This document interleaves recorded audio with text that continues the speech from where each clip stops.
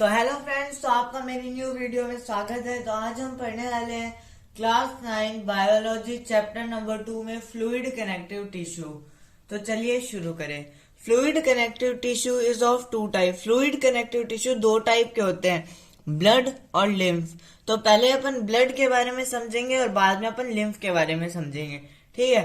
तो पहले ब्लड के बारे में देखते हैं। Blood is red colour tissue which flow in entire body in blood vessels, ठीक है। ये अपने समझ में आ गया कि ब्लड जो है वो अपनी पूरी बॉडी में सर्कुलेट करता है, पर वो ऐसे ही नहीं घूमता, वो ब्लड वेसल्स के थ्रू अपनी पूरी बॉडी में सर्कुलेट करता है, ठीक है।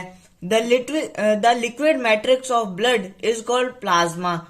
जो लिक्विड टाइप का होता है ब्लड, आपने देखा होगा लिक्विड फॉर्म में होता है, वो किसकी वजह से होता है? प्लाज्मा की वजह से।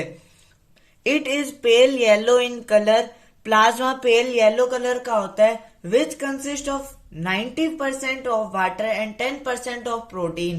प्लाज्मा किससे बना होता है? 90% पानी और 10% प्रोटीन से मिलके बना हुआ होता है, ठीक है। अब अपन को ब्लड के बारे में, इसका ब्लड की डेफिनेशन तो अपन को समझ में आ गई। अब देखते हैं the various component of blood present in plasma are. Plasma के अंदर तीन टाइप के कंपोनेंट्स होते हैं ब्लड के। एक होता है आरबीसी, एक होता है डब्ल्यूबीसी एंड एक होता है अपने पास प्लेटलेट्स, ठीक है। तो पहले देखते हैं आरबीसी। आरबीसी की फुल फॉर्म क्या होती है? Red blood corpus. तो और इसको इर्थोसाइट्स भी बोलते हैं। डब्ल्यूबीसी को क्या बोलते हैं? व्हाइट ब्लड कॉर्पस और ल्यूकोसाइट्स भी बोलते हैं। आरबीसी को हम रेड ब्लड सेल्स और डब्ल्यूबीसी को व्हाइट ब्लड सेल्स भी बोल सकते हैं। तो आगे चलते हैं। आगे अपने पास प्लेटलेट्स, ठीक है। तो पहले अपन बात करेंगे आरबीसी के बारे में। आरबीसी का स्ट्रक्चर कैसा होता है? आरबीसी डिस्क शेप की सेल होती है, ठीक है। न्यूक्लियस एब्सेंट होता है, ठीक है। 40% of RBC contain haemoglobin which is rich in iron. जो 40% होता है आरबीसी का, वो हेमोग्लोबिन को अपने साथ लेके जाता है, जो हमारी बॉडी में ऑक्सीजन प्रोवाइड करता है, ठीक है। अप्रोक्स 5 मिलियन पर mm³। जो एक बूंद होती है ना ब्लड की, उसके अंदर 5 मिलियन आरबीसी प्रेजेंट होती है, ठीक है। इसका स्ट्रक्चर तो समझ में आ गया। अब देखते हैं इसका function. Provide red colour to blood, ठीक है। सेकंड हो गया haemoglobin transport oxygen to all body. Haemoglobin क्या होता है आपको पता होगा। हेमोग्लोबिन जैसे जो हम ऑक्सीजन इनहेल करते हैं, वो जब हमारे आरबीसी के साथ में मिल जाता है और आरबीसी उसको अपनी पूरी बॉडी तक उस ऑक्सीजन को सप्लाई करता है, उसे बोलते हैं हेमोग्लोबिन।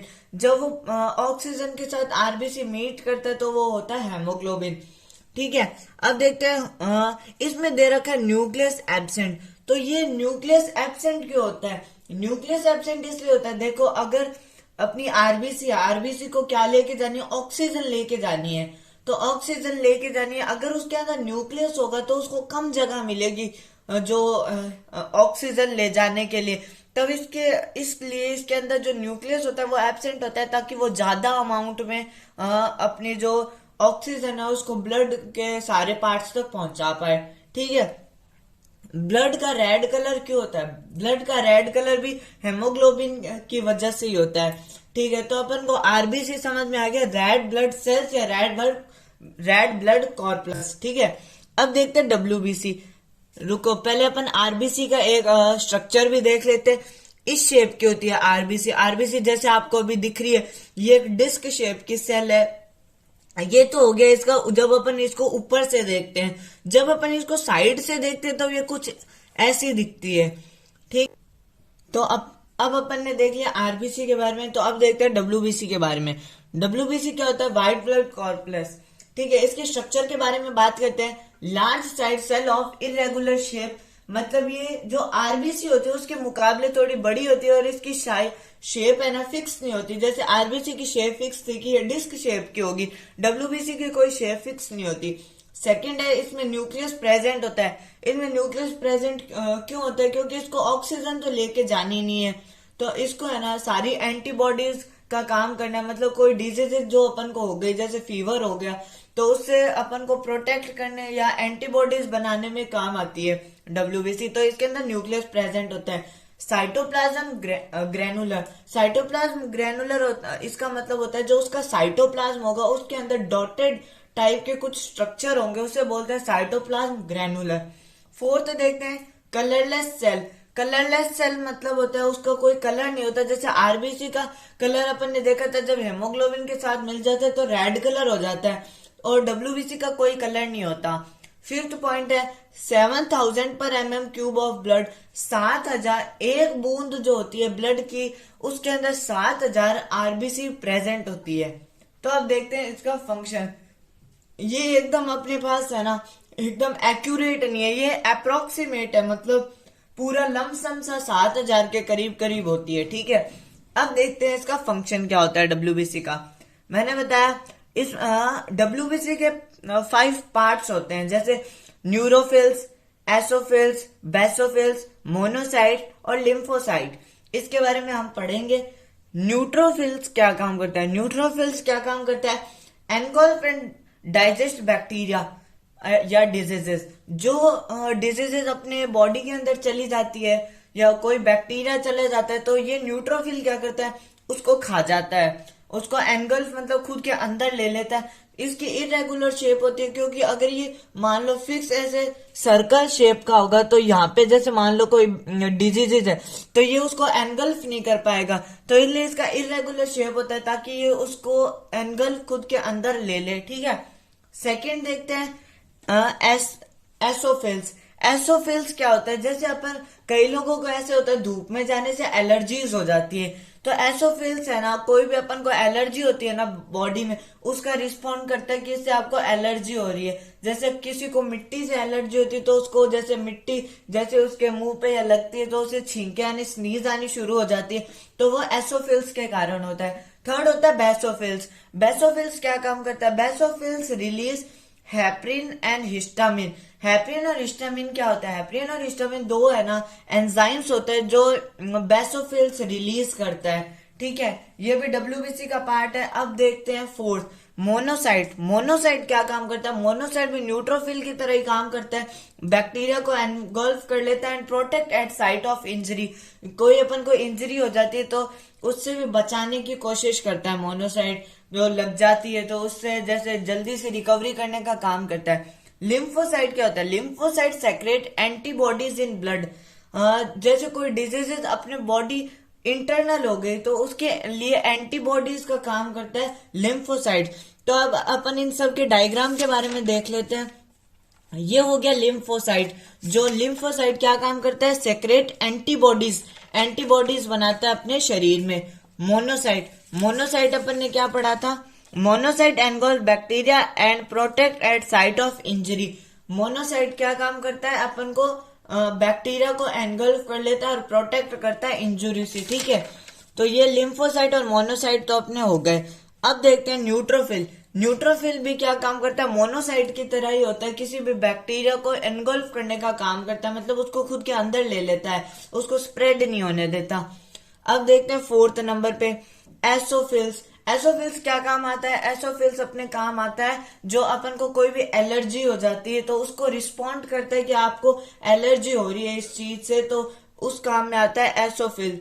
ठीक है, अब देखते हैं बेसोफिल। अपन ने देखा था बेसोफिल क्या काम आता है। बेसोफिल हिस्टामिन और हेपरिन नाम के दो केमिकल रिलीज करता है अपनी बॉडी में। ठीक है, अब अपन ने ये तो देख लिया, आरबीसी के बारे में देख लिया, डब्ल्यूबीसी के बारे में देख लिया। अब अपन देखते हैं प्लेटलेट्स। प्लेटलेट्स क्या होती है? प्लेटलेट्स का स्ट्रक्चर देख लेते हैं। इरेगुलर शेप के होते हैं, मतलब कोई से भी ये हो सकते हैं, किसी कोई भी शेप हो सकती है, ओवल, स्पायरिकल, स्पिंडल, स्क्वायर, क्यूब, कोई भी इसकी हो सकती है शेप। सेकंड देखते हैं न्यूक्लियस एब्सेंट, इसमें न्यूक्लियस नहीं पाई जाती। थर्ड नंबर है अप्रोक्स 2 लाख टू 4 लाख पर mm³। ये एक बूंद में 2 लाख से 4 लाख मिल जाती है अपन को प्लेटलेट्स। इसका फंक्शन क्या होता है? Release chemical called thromboblast which cause blood clotting. Blood clotting, ये पॉइंट अपन को समझना पड़ेगा। जैसे जब अपन कहीं पे जा रहे होते हैं और अपन गिर जाते हैं तो अपने लग जाती है, तो उस लगी हुई पे अपने देखते हैं कि उस पे कुछ लिक्विड टाइप का उस लगी हुई से जहाँ पे अपने लग जाते हैं वहां से बाहर रिलीज होता है, तो उसे बोलते हैं थ्रोम्बोब्लास्ट। ये क्या करता है कि अगर मान लो अपने कहीं पे लग गई और उधर से खून निकलता ही रहा तो अपने जो ब्लड होगा वो अपने सारा ब्लड अपनी बॉडी से लॉस हो जाएगा। तो इसके लिए ना थ्रोम्बोब्लास्ट या प्लेटलेट्स रिलीज करता है एक केमिकल जिसको बोलते हैं थ्रोम्बोब्लास्ट। ये क्या करता है, जो जहाँ पे लगी हुई होती है वहां पे क्लोटिंग करने का काम करता है, मतलब एक लेयर लगा देता है जिससे जो ब्लड है वो बाहर नहीं निकल पाता। ठीक है, तो आपने देखा होगा जहाँ पे अपने लग जाती है फिर उसके बाद में वहां पे एक ब्राउन ब्राउन कलर की लेयर आ जाती है, उसे बोलते हैं प्लेटलेट्स। तो प्लेटलेट्स की ये थोड़ा स्ट्रक्चर देख लेते हैं। प्लेटलेट्स कैसी भी हो सकती है, ऐसी भी हो सकती है, ऐसी भी हो सकती है, ऐसी भी हो सकती है, ऐसी भी हो सकती है और ऐसी भी, कैसी भी कोई भी शेप हो सकती है प्लेटलेट्स की। ठीक है, प्लेटलेट्स क्या काम आती है, इंजरी में जब हमने लग जाती है तो उसकी क्लोटिंग करने के लिए काम आती है और एक थ्रोम्बोब्लास्ट नाम का केमिकल रिलीज करती है जिससे अपना ब्लड क्लोटिंग हो जाती है। अब देखते हैं, अपन ने ये तो देख लिया, अपन ने स्टार्टिंग में क्या देखा था, अपन पढ़ेंगे ब्लड और लिम्फ। ब्लड के बारे में अपन ने ब्लड के तीनों पढ़ लिया, आरबीसी, डब्ल्यूबीसी और प्लेटलेट्स। अब देखते हैं लिम्फ क्या होता है। लिम्फ क्या होता है देखते हैं। Lymph is pale yellow coloured fluid tissue. Lymph क्या होता है, एक पेल येलो कलर का फ्लूइड टिश्यू होता है। The main function of lymph to carry the secretion and material from tissue into blood and vice versa. इसका मतलब है लिम्फ क्या करता है, लिम्फ होता तो अपने फ्लूइड कनेक्टिव टिश्यू में ही है।